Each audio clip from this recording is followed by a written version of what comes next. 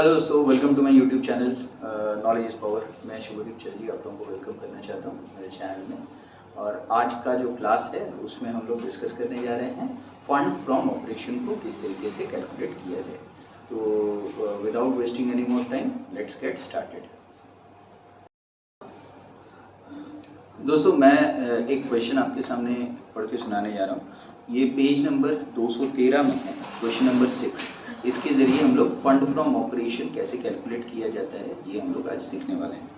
Question में लिखा है कि MS limited had balance of ₹2,50,000 and ₹5 lakh in its profit and loss account as at 31st March 2014 and 2015 respectively. For the year 2014-15, the following items were adjusted in the statement of profit and loss.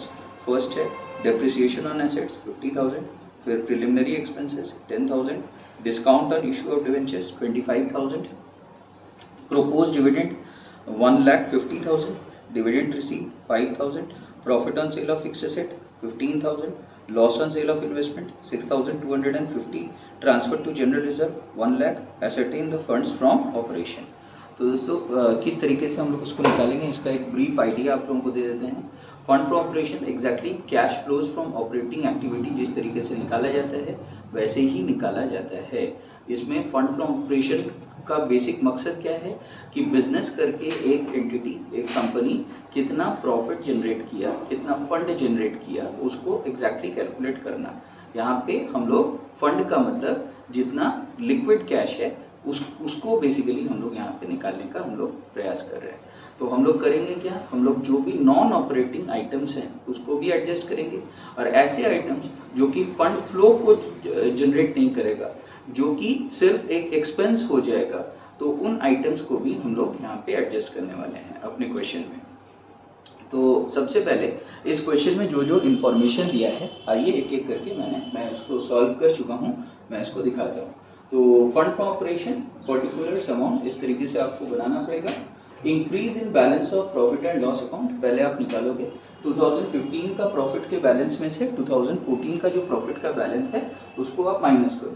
2015 का profit का balance 5 lakh था, 2014 का profit का balance 2.5 lakh है। तो 5 लाख में से 2,50,000 को आप घटाओ तो 2.5 लाख रुपया का आपका बैलेंस डिफरेंस आएगा।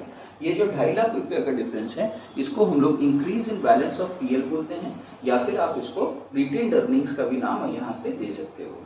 यहाँ पे एक चीज़ समझने वाली बात है, it can be a negative figure also. ये नेगेटिव फिगर भी हो सकता है। अगर मान लीजिए 2015 का फिगर 3 लाख होता और 2014 का फिगर यहाँ पे 2 लाख होता, 3 लाख से ज़्यादा होता, सपोज 4 लाख होता, तो यहाँ पे ये फिगर नेगेटिव फिगर भी आ सकता है। तो इन दैट केस हम लोग increase in balance of PL नहीं बोलेंगे, हम लोग decrease in balance of PL वहाँ पे बोलने का कोशिश करेंगे, और उस फिगर को हम लोग नेगेटिव फिगर करके हम लोग यहाँ पे दिखाएंगे। इसके बाद प्रोपोज डिविडेंड इसके साथ आप ऐड कर दो। सबसे पहले प्रोपोज डिविडेंड है, क्वेश्चन में दिया हुआ है 1.5 लाख रुपया। ट्रांसफर टू जनरल रिजर्व आप ऐड कर दो, वो है 1 लाख रुपया। 2.5 लाख और 1.5 लाख 4 लाख और 1 लाख 5 लाख रुपया का जो बैलेंस आया, this is called as profit for the year. अब इस प्रॉफिट फॉर द ईयर के साथ अब जितने भी नॉन कैश एक्सपेंसेस हैं, ऐसे आइटम्स जिसके लिए आप पेमेंट किसी को नहीं कर रहे हो बट ये एज एन एक्सपेंस कंसिडर किया जा रहा है, ये आपके प्रॉफिट को कम कर देगा। तो आप ऐसे सोचो कि ये आपका प्रॉफिट है राइट हैंड, और ये लेफ्ट हैंड आपका फंड फ्रॉम ऑपरेशन है। तो depreciation, preliminary expenses, discount on issue of debentures, ये सब आइटम्स की वजह से आपका प्रॉफिट कम हो जा रहा है, जबकि हो क्या रहा है, आपका फंड फ्रॉम ऑपरेशन में कोई फर्क नहीं आ रहा है। तो आपको करना क्या है, आपको दोनों को बराबर करके चलना है। प्रॉफिट को फंड फ्रॉम ऑपरेशन के साथ बराबर करने के लिए आपको नीचे से ऊपर लेकर के जाना पड़ेगा प्रॉफिट को, यानी कि आपको ऐड करना पड़ेगा।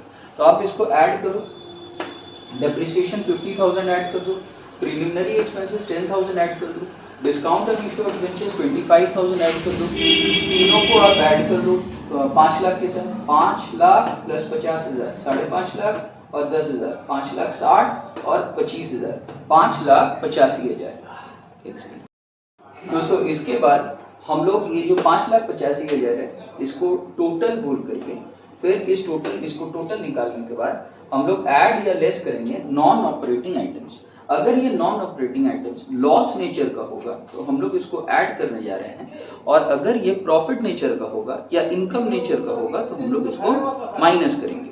तो यहाँ पे जाहिर सी बात है ये नॉन ऑपरेटिंग है, हम लोग फंड फ्रॉम ऑपरेशन निकालने में इंटरेस्टेड है, तो जाहिर सी बात है इन आइटम्स को हमें एडजस्टमेंट करना पड़ेगा।